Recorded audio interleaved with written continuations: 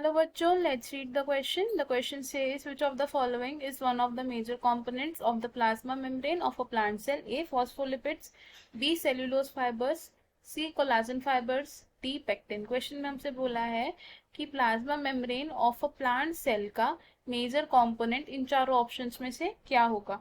तो सबसे पहले क्या करेंगे, हम इस क्वेश्चन में की कॉन्सेप्ट समझ लेंगे। इस क्वेश्चन में हमारा की कॉन्सेप्ट होगा plasma membrane. Plasma membrane, plasma membrane को हम एक और नाम से जानते हैं जिसे कि हम क्या बोलते हैं, सेल मेम्ब्रेन। प्लाज्मा मेम्ब्रेन क्या होता है? अब प्लाज्मा मेम्ब्रेन एक ऐसी लेयर है जो कि प्रेजेंट होती है in both plant cells and animal cells. Present in both plant and animal cells. अब प्लाज्मा मेम्ब्रेन किस किस मटेरियल से मिलके बनी होती है? ये होती है composed of lipids and proteins.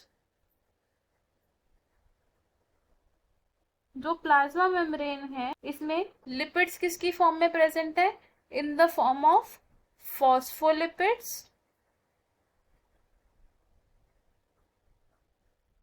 और प्रोटीन्स कैसे प्रेजेंट है? As integral membrane proteins. कैसे है ये?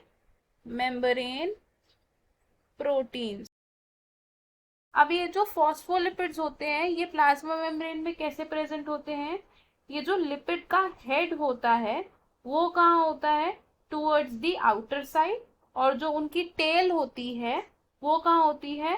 To the inner part of the side. तो इस तरीके से फॉस्फोलिपिड्स अरेंज्ड होते हैं इन अ प्लाज्मा मेम्ब्रेन। ये क्या है? हेड है। और ये क्या है? Hydrophobic tell. तो प्लाज्मा मेम्ब्रेन का एक और नाम होता है जिसे हम क्या कहते हैं?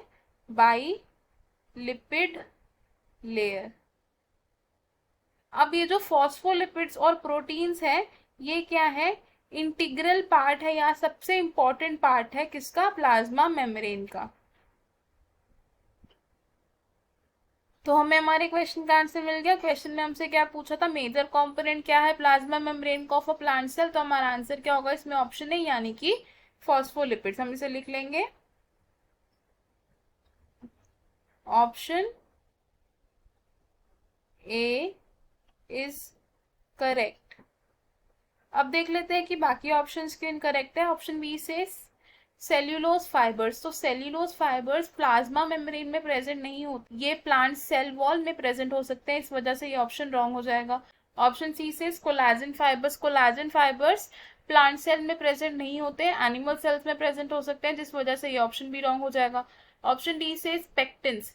पेक्टिन्स सेल वॉल का कंपोनेंट होते हैं ना कि सेल मेम्ब्रेन का, जिस वजह से ये ऑप्शन भी हमारा रॉन्ग हो जाएगा। तो हमारा करेक्ट और फाइनल आंसर क्या होगा? ऑप्शन ए यानी कि फॉस्फोलिपिड्स।